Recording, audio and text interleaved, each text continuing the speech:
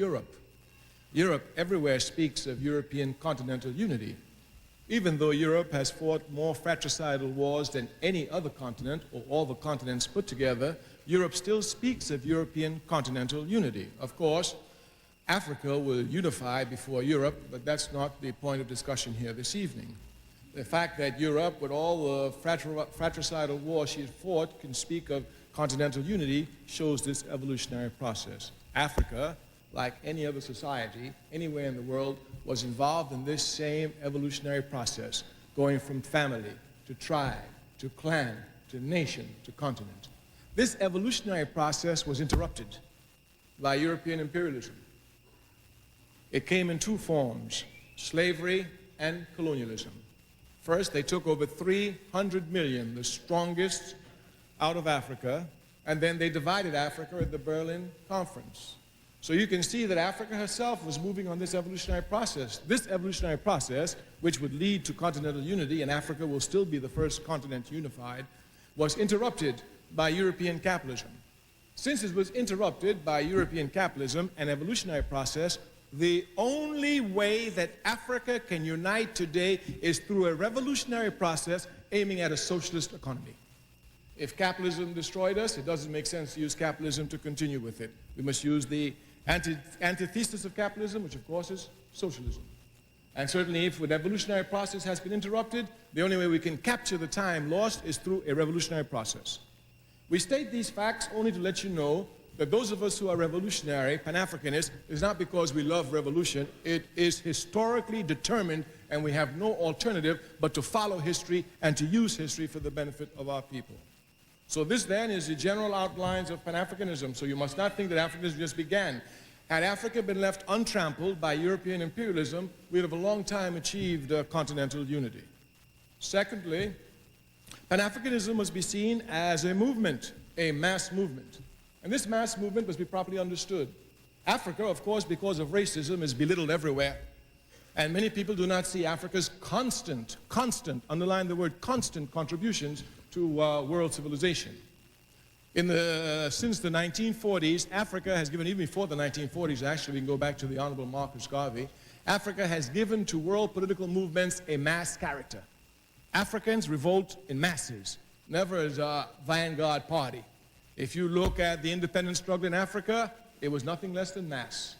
If you look at the struggle in the Caribbean for independence, it was nothing less than mass. And even in the United States of America, the only movement they call a mass movement is our movement.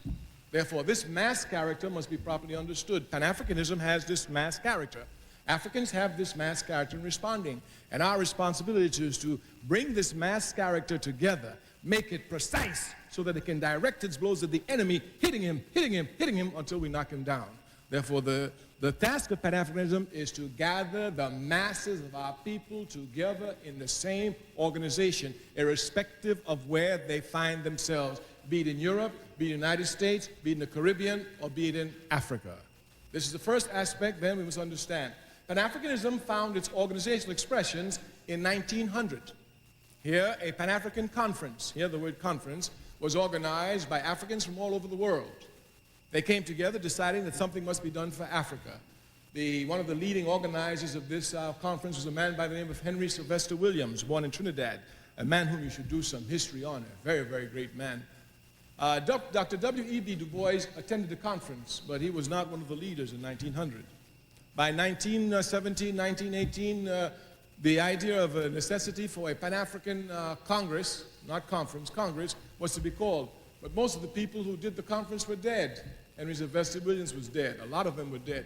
Du Bois was about the only one who was alive. Du Bois recognized he had a historic responsibility to continue the work of Pan-Africanism, so he called the first Pan-African Congress. Make a clear distinction. The first one in 1900 was a conference. Du Bois, being intelligent, understanding that a conference is limited and a Congress has more elasticity and can go longer, called it a Pan-African Congress. From the 1990s up until 1945, we could say seriously, Dr. W.E.B. Du Bois just about single-handedly kept the flame of Pan-Africanism alive. One thing must also be underlined to you. Pan-Africanism was brought into being in its organized form by the Africans outside of Africa. This was done only because of the oppression of Africa. At that time, Africa was under total colonial domination. There could be no political meetings. As a matter of fact, if you had the paper of the Honorable Marcus Garvey, you could go to jail. So the conditions were such that it was difficult for the Africans on the continent to organize. Africans off of the continent, recognizing this, came quickly to fill up that gap. So Pan-Africanism itself was brought to bear by the diaspora. But you must not think that the diaspora brought Pan-Africanism for the diaspora. Not at all. The center of the discussions has always been Africa. This must be properly understood. Some people try to shift it, take it somewhere else, but Africa has always been the focus. Du Bois carried on his congresses up until the 5th Congress in 1945. Because of time, we're just going through them quickly. In 1945, saw the 5th Pan-African Congress. Here, you had Africans born on the continent, in the Caribbean, and Africans, of course, born in Europe and the United States. At this 5th Pan-African Congress, there were 3 co-secretaries, of course, W.E.B. Du Bois, George Padmore of Trinidad, and Kwame Nkrumah of Ghana. So you had an African from the Caribbean, one from the United States, and one from the continent, who were co-secretaries of the 5th Pan-African Congress. The 5th Pan-African Congress is crucial for us. A decision was made there. They said that the final confrontation with colonialism is coming. After all, this is 1945, and you must know that there's negative and positives in everything. I remember once as a young man reading Mein Kampf on an airplane, sitting next to a woman. She said, "What are you doing?" I said, "What do you mean what I'm doing? I'm reading Mein Kampf." "Why are you reading it?" I said, "Well, Hitler is a very important man. He had historical effects on the world, you know." She said, "Well, I'm a Jew." I said, "Have you read it?" She said, "No." I said, "Oh, that's bad." I said, "Have you not read Sun Yat-sen?" She said, "No." I said, "He says the first law of war is to know the enemy. If I were a Jew, I would read everything there is to read on Hitler." Of course. Of course. So, while reading Hitler, she was arguing. I said, "Well, Hitler had some positive effect anyway." She said, "What positive effect did Hitler have?" I said, "Hitler weakened European imperialism. He weakened the British, he weakened the French, he weakened the Portuguese, he weakened the Belgians, and that's how we got independence." And these are facts of life. These are facts of life. When Hitler got through with Britain, when the Indians said they want independence, Britain could do anything but get out the way and let them have independence. As a matter of fact, they got Mahatma Gandhi quick because they didn't want to deal with the armed struggle that the Indians were preparing for British imperialism in India. And by the time India was free, well, it was over. China came up. After China, of course, Africa throughout, etc., etc. And by 1960, in 15 short years of the declaration of the 5th Pan-African Congress in 1945, 2/3 of the African continent was independent.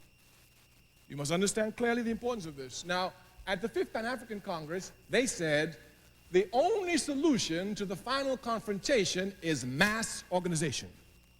And I say, if you look at Africans, we have nothing but mass character in our struggles. Of course, this mass character for the moment is spontaneous and must be transformed to something that is planned and permanent. But certainly the mass character is there. If you just look back to the Rodney King situation, those Africans who rebelled en masse. They had no planning. That's how backward they were. They didn't think about it. Just on the spot, they say, "Okay, it's too much. Let's go. Let's get them." And everybody says, "Okay, let's get them." And we rise up as mass and we get them. And then we sit down for 29 years. Of course. Of course. But the mass character is there, and we must understand this mass character. The 5th Pan-African Congress, most of Africa, of course, was colonized. Kwame Nkrumah came to change all this. By 1958, he threw the British out of Cape Coast and named it Ghana. And Nkrumah declared before the entire world that the independence of Ghana is meaningless unless it's linked with the entire continent of Africa and its unification and liberty. And Nkrumah made Ghana the base for every movement that fought against colonialism. Mugabe, who's now the head of Zimbabwe, where was he trained? In Ghana. Go and ask all of them. Nkrumah set up freedom schools, teaching them how to use arms to go and fight. It was Nkrumah who built the base and pushed Pan-Africanism. He understood that Africa was divided in 1865 at the Berlin Conference, and that we cannot accept visions imposed upon us by our enemy. Africa is one, we must unify her. This has been the task. Of course, since Nkrumah, the movement picked up. The independence of Guinea came in the same 1958, later that year, and with Sékou Touré and Kwame Nkrumah, the movement really coalesced force. The Pan-African movement, of course, was not going to be left alone. Imperialism would seek to divide it. That's their job. Sékou Touré says, if the enemy is not doing anything against you, that's because you're not doing anything. Of course. Matter of fact, when they're not doing anything against me, I get scared. What am I doing wrong? So their job was to divide, and if you will look, they divided the Pan-African movement into what was called the Casablanca bloc and the Monrovia bloc, the revolutionaries and the reactionaries, to put it in one simple word. Of course, the Casablanca group included the fighting forces in Algeria, the FLN, which the other African states refused to recognize. Of course, Nasser had to be in it. Of course, Nkrumah. Of course, Sékou Touré, Tunisia. And of course, Mohammed V in Morocco, who had just waged serious war to get independence away from the French. The other group was called the Moderate Group, and they were all made up of reactionaries and scum of our race who didn't want African unity and raised a million problems and sabotaged it and worked for imperialism against the interests of their people, and that still continues today. I always say one of the weaknesses of the African Revolution is that we are the only people who allow our enemies to strut with impunity amongst us. It's only because of our weakness. It's only because of our weakness. Only because of our weakness.